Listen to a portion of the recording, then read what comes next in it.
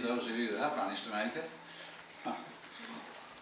I've been doing a series on salvation, and today is number 7, and my sort of focus, if you like, is the journey to Jerusalem, because the earth has always been on a journey to Jerusalem, and so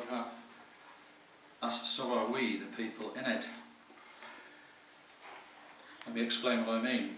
When first created, the earth had no sun, it had no moon, no stars, and was lit entirely by the Shekinah glory of God's presence. And it was covered all over in precious minerals and precious stones. The first earth was lit entirely by God's presence. And in a little over 1,000 years' time, the earth will once more be lit entirely by God's presence. In the initial state, when the first earth was created, beautiful garden, precious stones, minerals, oversight of the earth was assigned to Satan, the most senior angelic being and chief of all the cherubim, who, as the Bible says, filled up the sun, which means he was made as the epitome of wisdom and beauty. But as we are reminded elsewhere in Scripture with the example of Solomon, the possession of perfect wisdom is no preventer of sin. And of course, we touched on this several addresses ago. Those of you who are interested can see what happened with the first earth and with Satan by looking into Isaiah 14 and Ezekiel chapter 28. So after the rebellion of Satan, and when he led away 1/3 of the angelic beings from serving God, the earth therefore became defiled, and God withdrew his Shekinah glory presence from it and destroyed it. Because it had been delegated to Satan for his care, it was destroyed, and it left what Genesis chapter 1 verse 2 describes as the Tehom, or the great subterranean deep. That was all that's left of it. You might like to follow the odd verse here, Genesis chapter 1. So once it was destroyed, it says the earth was waste and void until the Spirit of God moved upon the face of the waters. After that opening, which I've spoken about on previous occasions, God moved on to the next stage of his eternal plan, which includes us. This is the second earth, if you like, that we're living on. His second stage of his plan included us, human beings, yet to be created, but created in his own image, which makes us rather special. And in Genesis chapter 1 verse 3, God said, "Let there be light," and there was light. Now in the context of the first earth, its destruction and the fall of Satan, when God said in Genesis 1:3, "Let there be light," this was the first created light as we know it, not the Shekinah light of the first earth. Then after that, God reconstituted the Tehom, or the great deep, and recreated from the dross of the first a second Garden of Eden, but in an horticultural format, and assigned it to Adam to run as his agent. So the devil was the one that became the devil, was the one to whom was delegated the running and care of the first earth. The recreated earth was given to man, to Adam, to run as the Lord's agent, bearing in mind that the Lord had created him in his own image. Now about 2 years ago, we looked briefly in March 2020 at the intended nature of man's relationship to God. Now, it often used to cause a great curiosity to me as a youngster in church that we were made to dig the garden, but there's a little bit more to it than that. The intended nature of man's relationship with God, there's a hint of it in Genesis chapter 2 verse 5. Genesis chapter 2 verse 5, where it says there was not yet a man to till the ground. Now, I mentioned a couple of years ago that this word translated in some Bibles as till really means to work or to serve, and it has two distinct applications. The first application is a general one. It just means to work in general terms. But the second application specifically relates to the service of God, and it was a word used later for what the priests did in their Levitical service in the temple. So when it says that man was put in the garden to serve it, it can mean two distinct things. It can mean ordinary labour, or it can mean divine service in the service of God. The other thing is the word used for ground, again, has two applications. Ground generally, or a specific place or a plot of land. And as we work through the Lord's unfolding of his purposes, we see that it is the second application, the plot of land or the specific place, and that place is ultimately going to be Jerusalem. If you go on to Genesis chapter 2 verse 15, it says the same thing again. It says, "And Jehovah God took the man and put him in the Garden of Eden to dress it and to keep it. And God commanded the man, saying, Of every tree of the garden you may freely eat, but of the tree of the knowledge of good and evil you shall not eat of it. For in the day that you eat thereof, dying you shall surely die." Going back, looking at verse 15, when it says God put him in the garden, it has a very specific application, because the word used here is the word meaning to rest, which it means a person resting themselves or being given rest. And in the Hebrew format that this word is presented, it specifically means that when God put Adam in the garden, it means that he put him there to give him rest, to settle him down, to make him comfortable. And then the expressions to his job was to dress and to keep the garden. Again, it's the same word as a few verses earlier. Can mean ordinary service, just ordinary work, or divine service. Now, of course, after the fall, there was no divine service, just hard labour. And that's where if you like, what I used to pick up as a child in church years ago, was this idea of, the idea that came over to me was that we were put there to toil in the garden, but it's not quite the same thing. It was a wonderful thing that was given to us, and it was only in the rebellion against God and taking the advice of the devil that led to it being something that would only be achieved by the sweat of the brow. The other thing we looked at was that these early verses prefigure God's intention for God and man to be at rest together in the same place. God and man together at rest in the same place.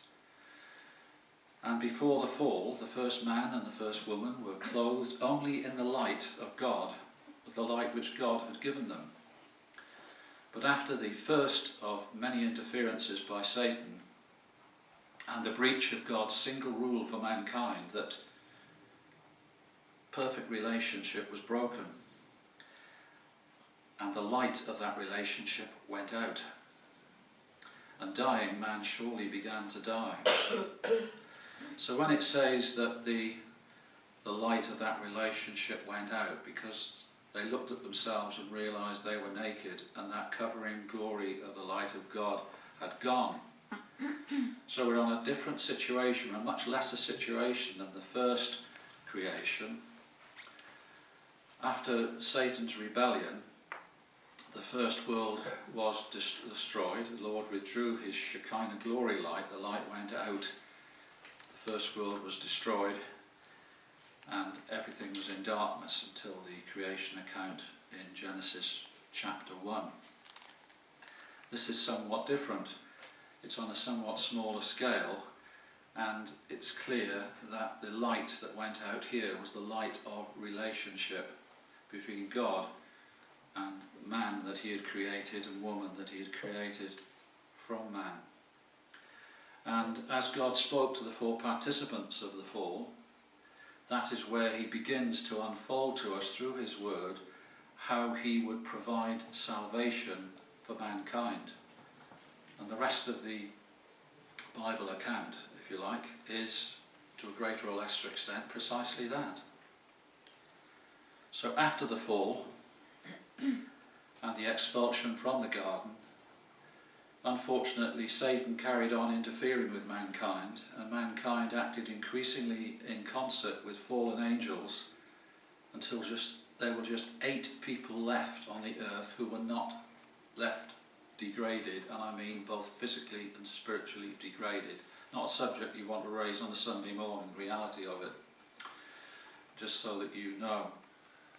In fact, men became so degraded over the next few hundred years that it necessitated the flood, and God sent the flood and swept them all away. So you think, what on earth happens now to this plan for God and man to meet together? When they came out of the ark, there were 3 sons of Noah, and Japheth came out of the ark and moved basically his family and his offspring gradually spread north and west from the Mesopotamian region.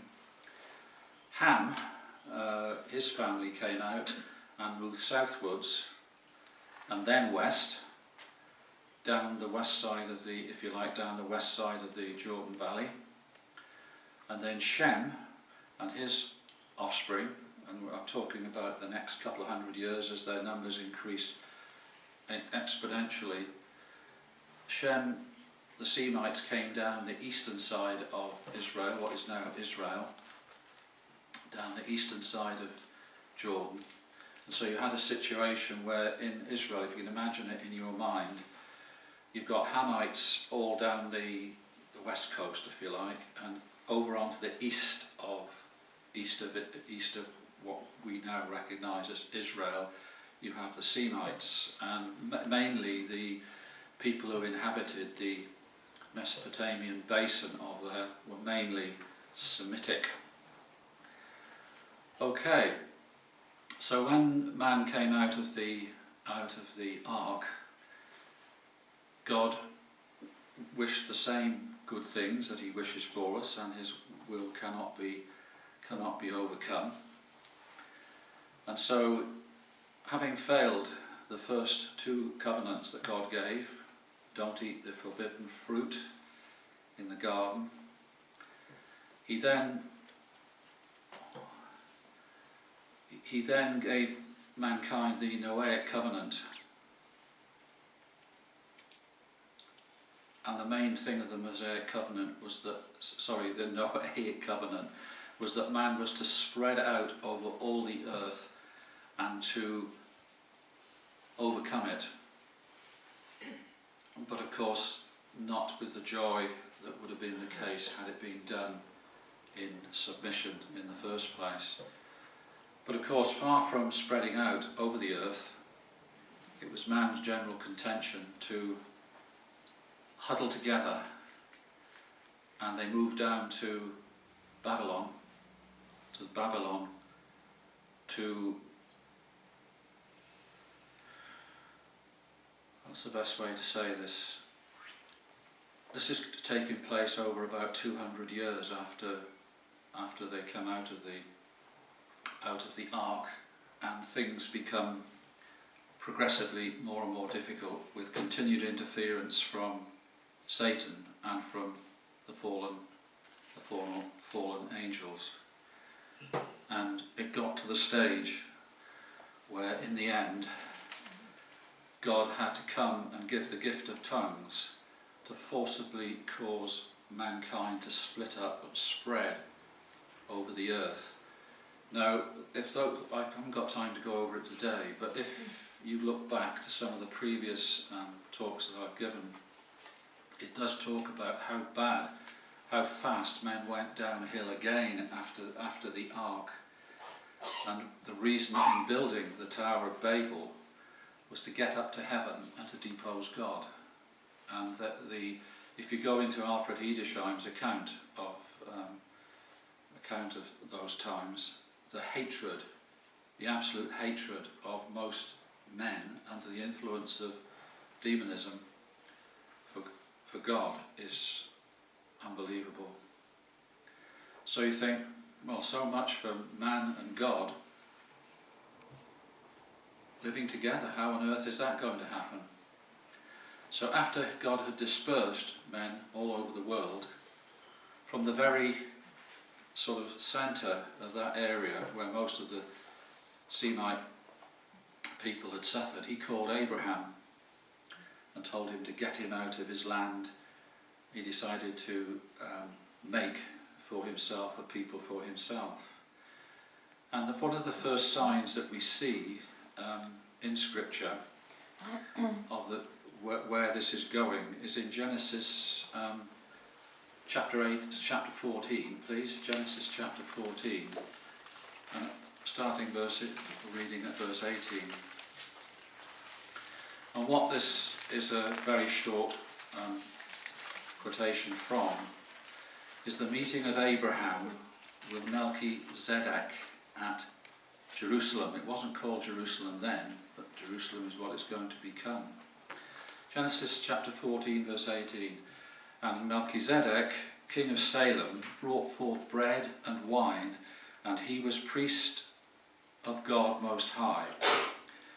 And he blessed Abraham and said, Blessed be Abraham of God Most High, possessor of heaven and earth, and blessed be God Most High, who has delivered his enemies into his hand.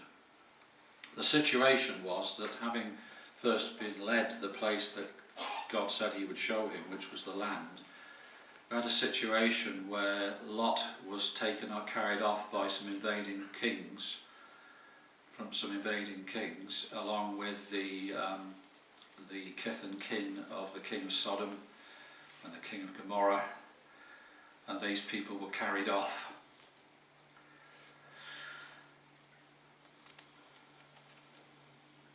So Abraham, bearing in mind that the invading kings had quite a substantial army, Abraham went after them with 350 men. And God vindicated himself before his friends with whom he'd become allied. There are 2 or 3 of the Amorite kings who formed a treaty with Abraham. And the implications being there that they also recognised Abraham's God, but that's just one for another day.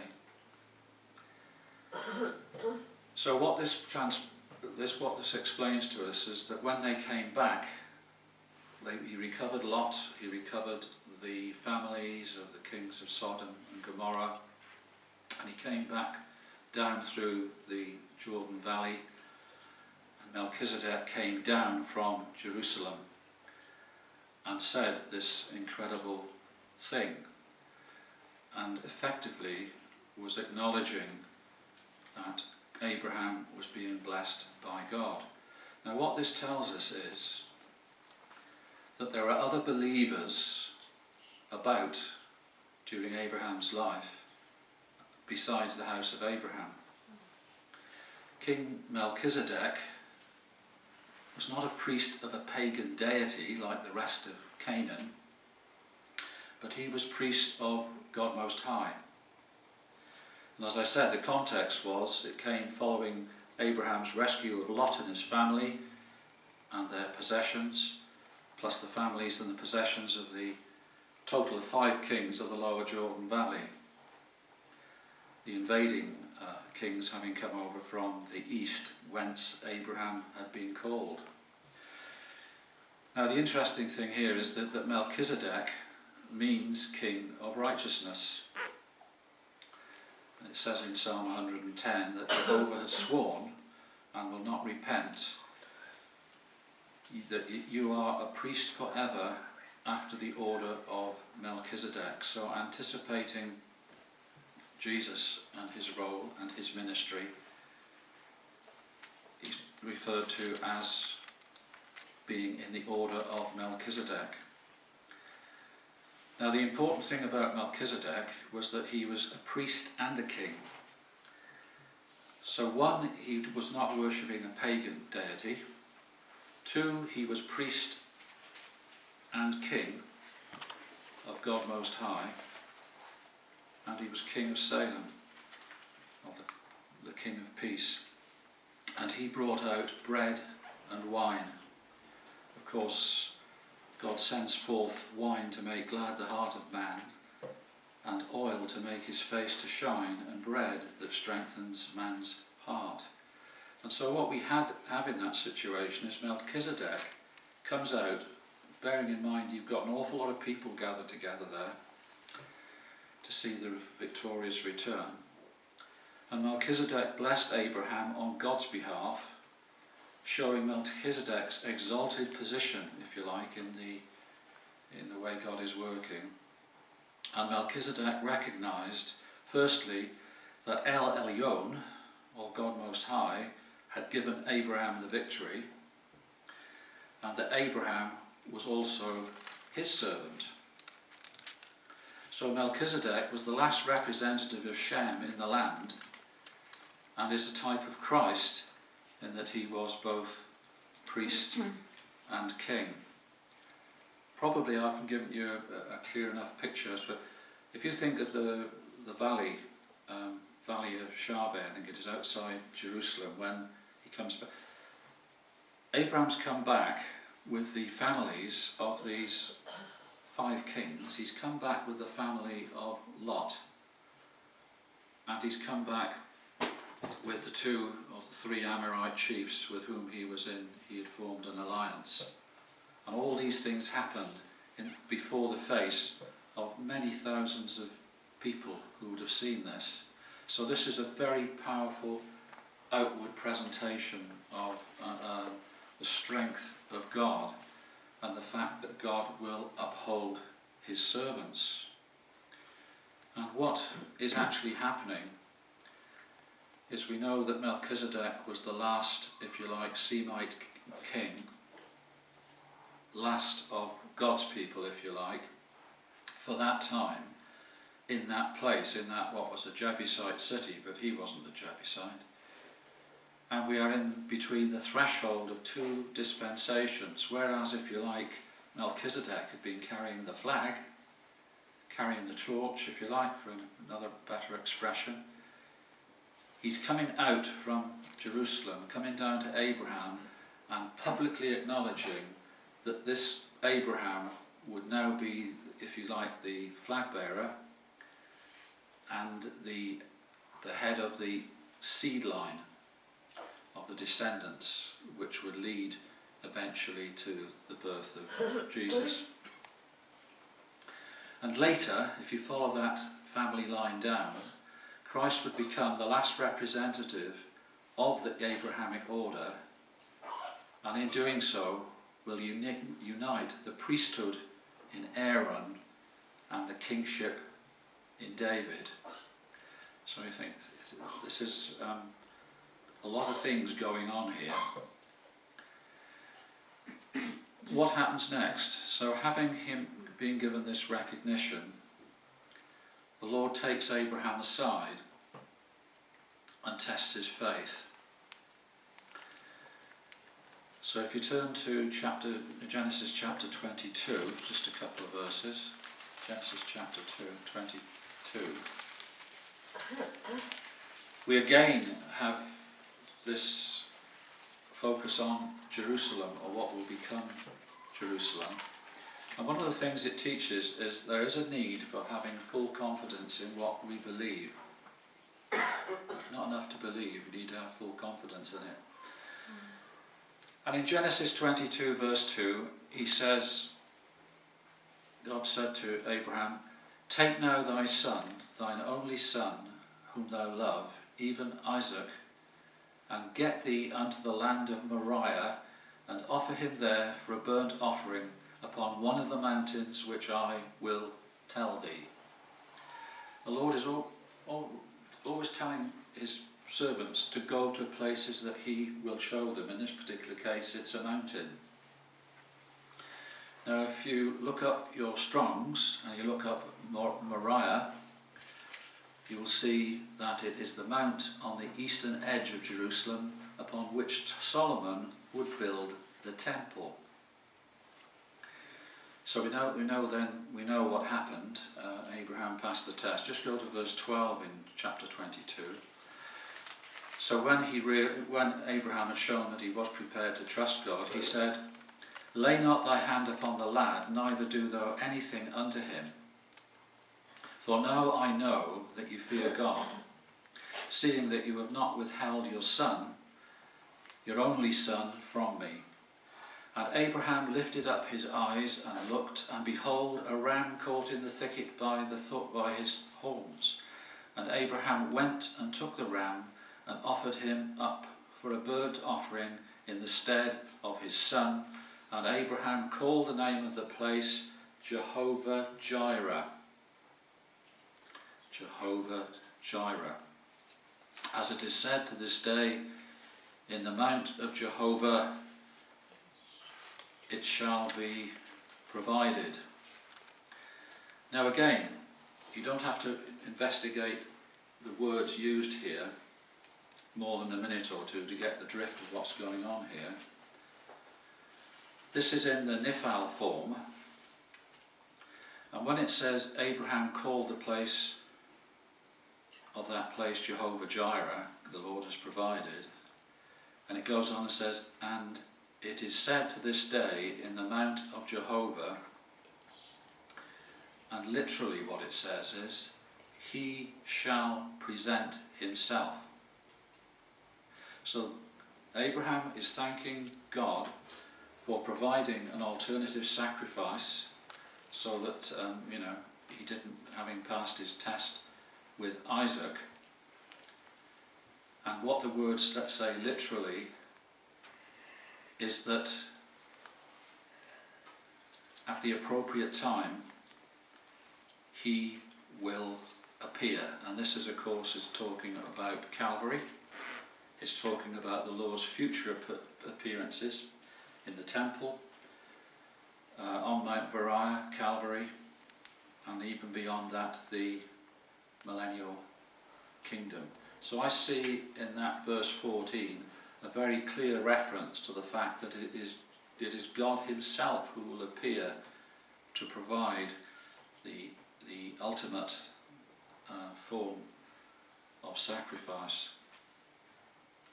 Now, with regard to bringing Israel into a freedom of relationship with him, so that his people could live together with him without fear, there's two things have to happen.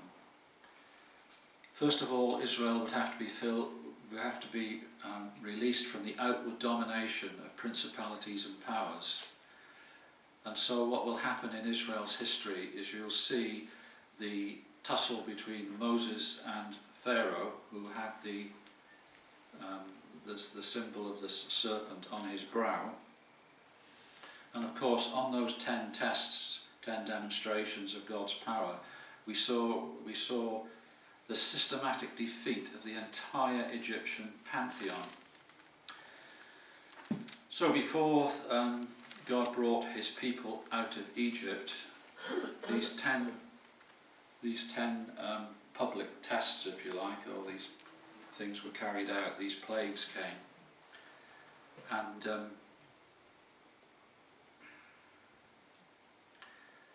Just turn to Exodus chapter 3 for a minute. Exodus chapter 3 and verse 16. It says, "Go and gather the elders of Israel together, and say unto them, Jehovah the God of your fathers, the God of Abraham, of Isaac and Jacob, has appeared unto me, saying, I have surely visited you, and seen that which is done to you in Egypt.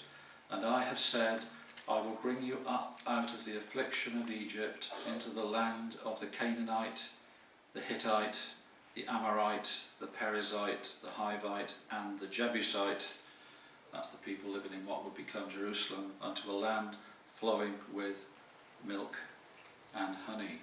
So before he takes them into the promised land, he shows his almighty power over all the gods of Egypt to show Israel that they have absolutely nothing to worry about. So we have the release of Israel, release of the Jews from Egypt to deal with the outward domination of principalities and powers. And then the second aspect, of course, which is in Exodus chapter 12, that his people also have to be removed from the inward power of sin. And of course, the arrangement for that is going to be spread out in the feasts of Israel, spread out from the feast of the Passover right through to the Feast of Tabernacles, when indeed God will come to earth and live with his people. Exodus chapter 12, verse 3. "Speak ye unto the congregation of Israel, saying, In the 10th day of this month they shall take to them every man a lamb according to their fathers' houses, a lamb for a household. Verse 5, Your lamb shall be without blemish, a male a year old. You shall take it from among the sheep or from the goats, and you shall keep it until the 14th day of the 7th month, and the whole assembly of the congregation of Israel shall kill it at even." It's an interesting verse, that. The command is, the whole assembly of the congregation of Israel shall kill it at even. There's a total involvement here. So then we have in what we understand of the feasts, we have the symbol of the unleavened bread, the symbol of a sinless life, which is required by Jesus and was also fulfilled by Jesus. And of course it goes on in verse 15 to say, 7 days shall you eat unleavened bread, even the first day you shall put away leaven out of your houses, for whosoever eats leavened bread from the first day unto the 7th day, that shall be cut off from Israel. Two things: removal of physical oppression and the removal of the internal problem with sin. And of course it's later instituted, as we've celebrated this morning in communion, and the bringing together, this process, this bringing together, the taking of communion, the remembrance of what the Lord has done to us, is a prelude to us living again permanently in God's presence. Now, just to show you how open and clear God was to the people of Israel, turn to Exodus 24. And we have an astounding picture here of what life would be like for Israel living with God. So in Exodus 24 and verse 9, we read this: "Then went up Moses and Aaron, Nadab and Abihu, and the 70 elders of Israel, and they saw the God of Israel, and there was under his feet as it were a paved work of sapphire stone, as it were the very heaven for clearness. And upon the nobles of the children of Israel he laid not his hand, and they beheld God, and did eat and drink." They were taken up called up to Sinai, and then in vision, or how exactly it worked, I'm not entirely sure. But they were able to see right into God's throne room, into the heavenlies, and God sat them down there, and they were able to eat and drink in the presence of God and not be destroyed. Now this is a long, long way back, this is, but they would have had this picture. And just to show what terrible people human beings are, just turn over a couple of chapters to Exodus chapter 32. Exodus chapter 32. Now, after you've had a situation where the 70 elders of the people have gone up there alongside Jesus, alongside God, and they've ate and drank in his presence within a matter of a relatively short time. Exodus 32 verse 31. Moses returned unto Jehovah and said, "Oh, this people have sinned a great sin, and I have made them gods of gold. Yet now, if thou wilt forgive their sin, and if not, blot me out, I pray, out of thy book which thou hast written." And there's an account of that in Psalm 106. And Jehovah said unto Moses, "Whosoever has sinned against me, him will I blot out of my book. And now go, lead the people unto the place which I have spoken." There it is again. "Behold, mine angel shall go before you. Nevertheless, in the day when I visit, I will visit their sin upon them." And Jehovah smote the people because they made the golden calf. Now it's something I really spent much time thinking about, that within a matter of a couple of weeks of being lifted up, they know exactly where God lives, what the Lord's doing, and they're all up there, these elders, and they're eating and drinking in perfect peace with the living God. And within a few weeks, while Moses is going to get the tablets with the law, out pops a golden calf down below.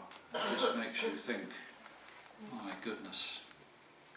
So then we go, when they get taken into the land, we have the very instructive account of the book of Judges.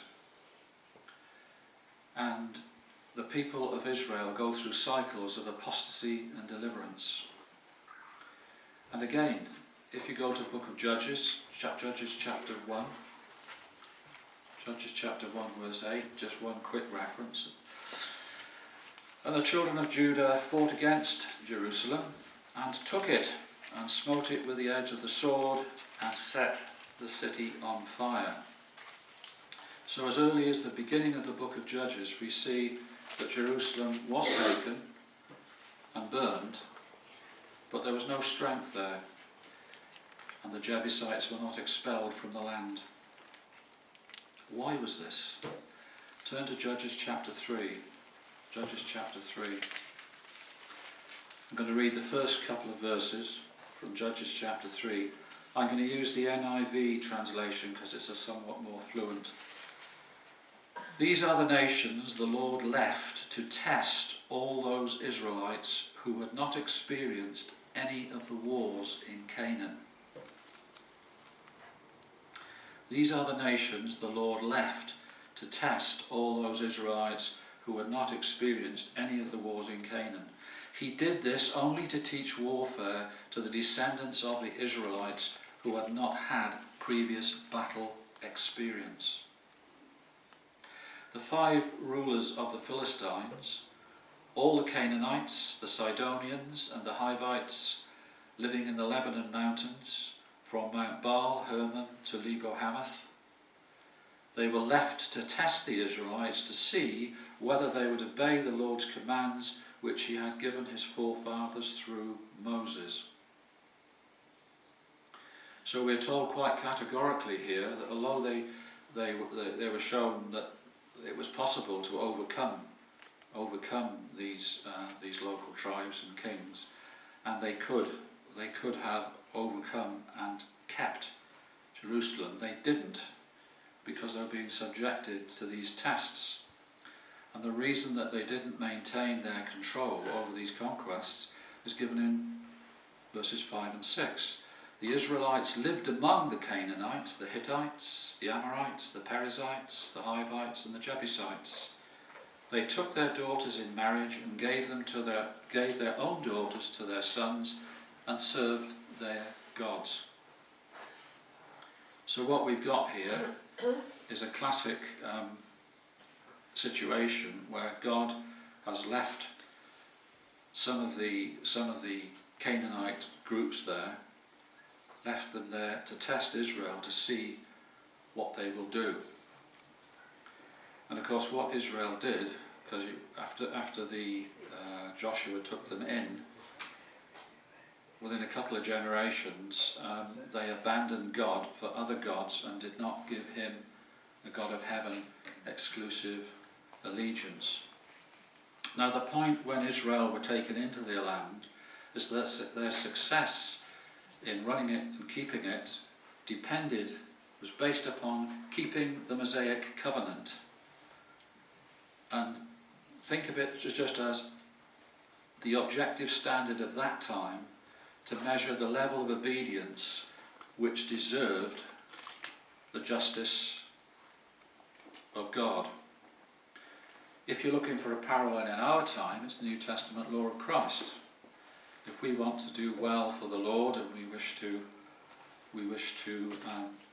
achieve exploits in his name, well, we need to give allegiance to the New Testament law of Christ, and that will go an awful long way.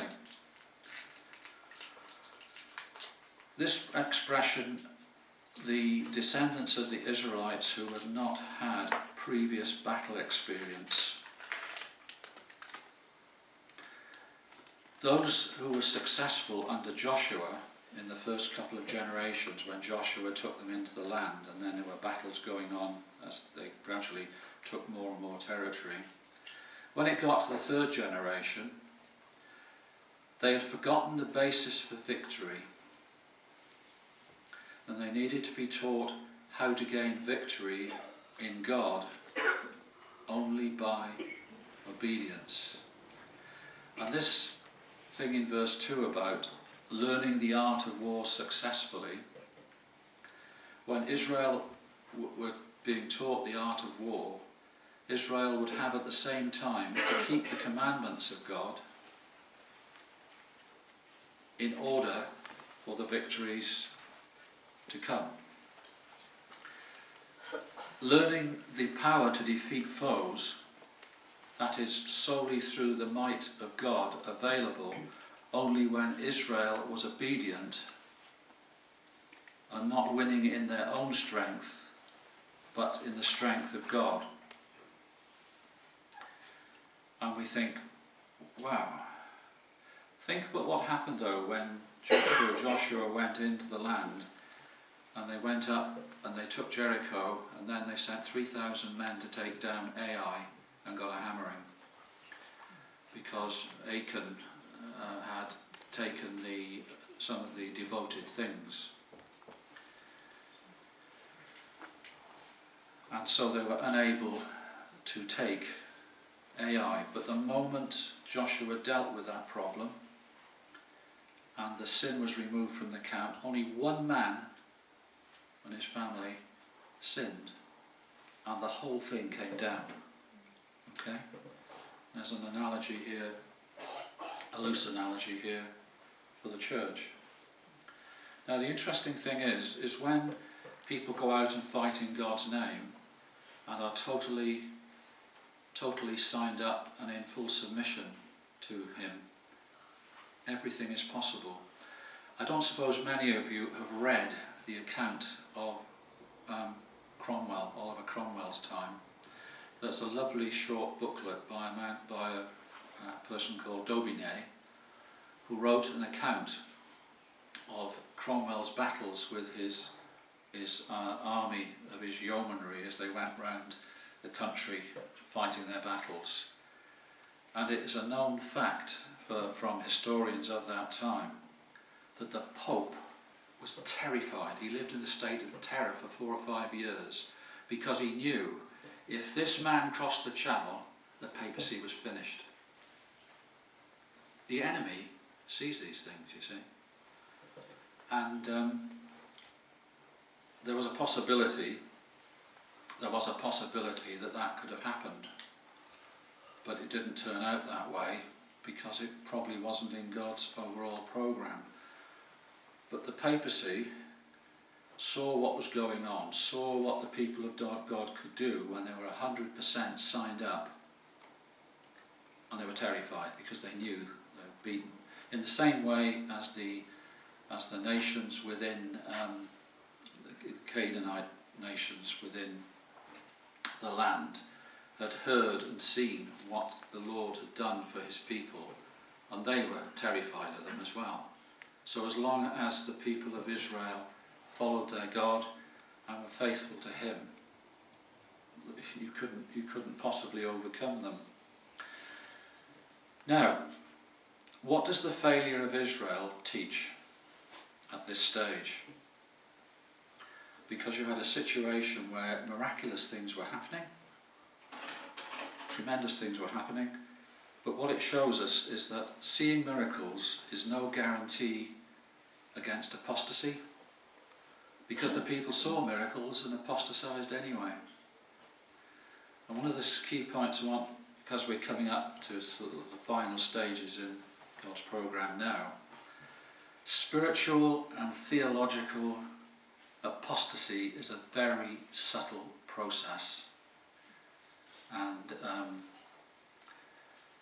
seeking miracles is not really doesn't really have much to do with it, because having correct theology does not guarantee freedom from apostasy either. But what did Jesus say to the disciples? If a man love me, he will keep my word, and my Father will love him, and we will come unto him and make our abode with him.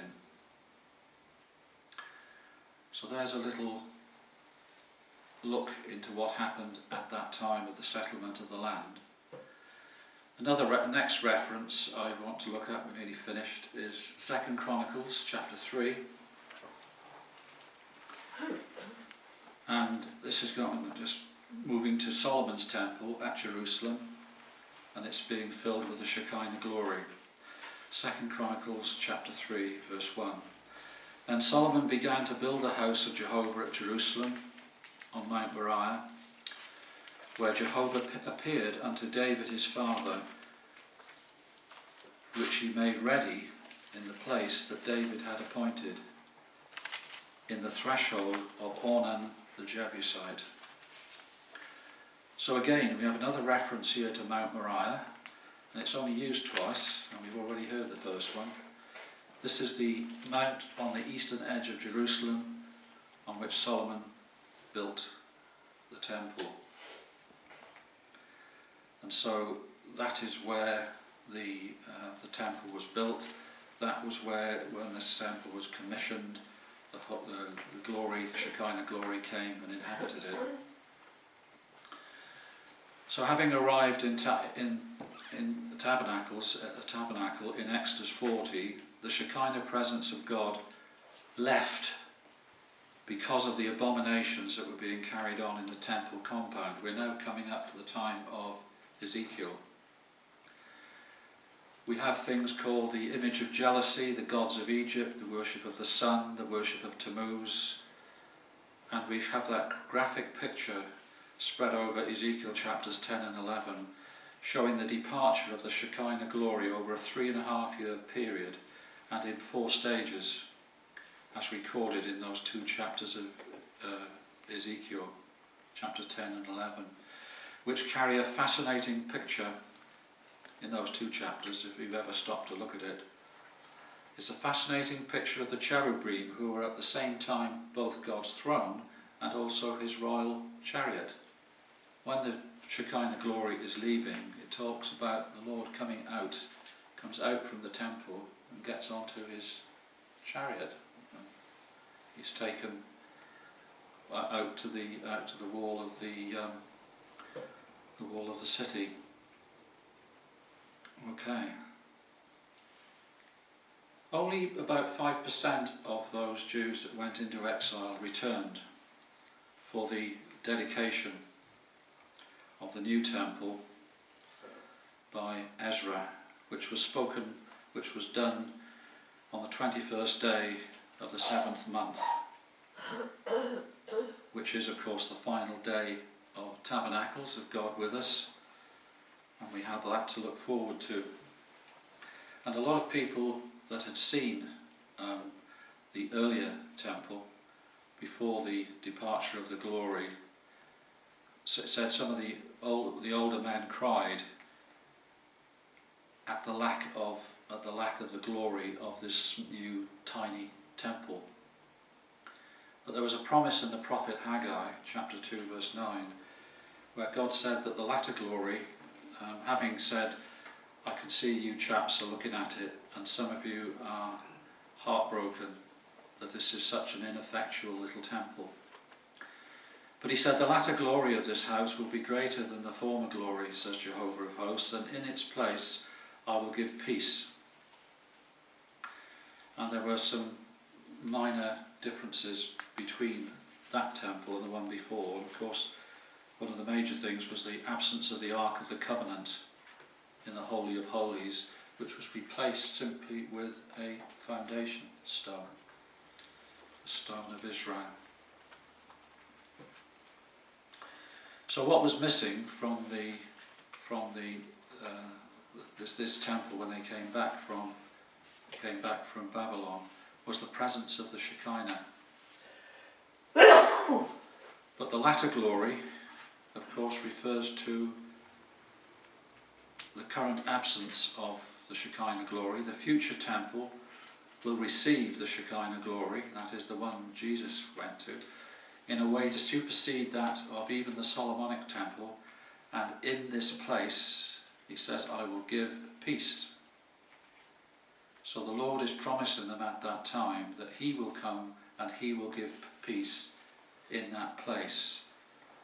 And of course, Jesus was the unique Shekinah glory visible in the God-man incarnation, fulfilled in the sudden appearance of Jesus and his cleansing of the temple on the first Passover of his ministry, also on the last Passover as well. So that little second temple did receive greater glory when Jesus appeared many times in the temple compound as the Prince of Peace. And of course, again there was rebellion, a rejection of him, and the Shekinah glory, this time in the form of Jesus, would again leave over a period of 3.5 years after his message was refused, and he went back to heaven. And he said in the prophet Hosea, I will go and return to my place until they acknowledge their offence and seek my face, and in their affliction they will seek me earnestly. So where is the temple today while we're waiting for it to come back? Well, there's been no temple since AD 70. The salvation program for Israel has been on hold. Salvation for both Jews and Gentiles is presently through the church, in which spiritual blessing of Israel comes to the whole world. The Spirit of truth, whom the world cannot receive, for it beholds him not, neither knows him, but you know him, for he abides with you and shall be in you. You are a temple of the living God. One final warning was going to come before the tribulation, and it's the warning of the Ezekiel invasion in Ezekiel chapter 38. Just turn quickly to it for a few verses. Ezekiel 38 and I'll read from verse 10. Thus saith the Lord Jehovah, it shall come to pass in that day that things shall come into your mind, that's Gog's mind, leader of Russia, and you shall devise an evil device, and thou wilt say, I will go up into the land of unwalled villages, and I will go to them that are at rest, that dwell securely, all of them dwelling without walls, and without bars, and without gates, to take the spoil and to take the prey, to turn their hand against the waste places that are now inhabited, and against the people that are gathered out of the nations, that have gotten cattle and goods, and dwell in the navel of the earth.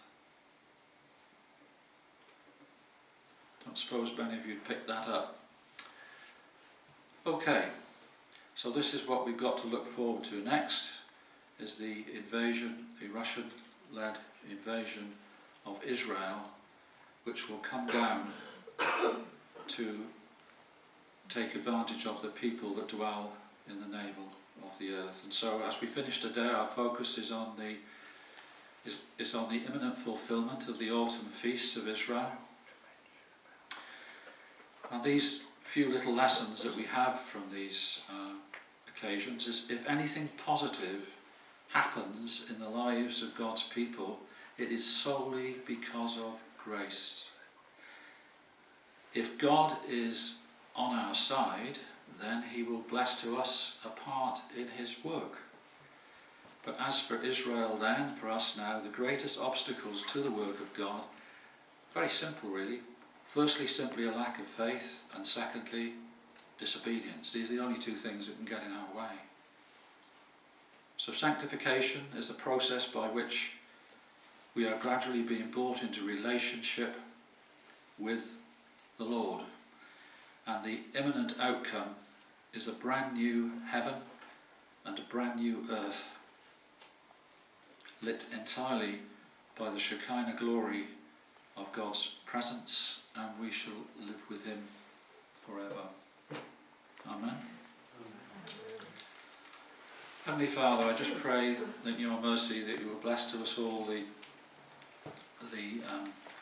lessons of these few little things that I've mentioned this morning, to understand how your word, how your purposes cannot be thwarted, how they're now almost on the cusp of being achieved, and yet what we have to do is no different from what your people did a couple of thousand years ago. Lord, please give us that love of you, that we will stick to what you have told us, and we'll live to see you do glorious things. In Jesus' name. Amen.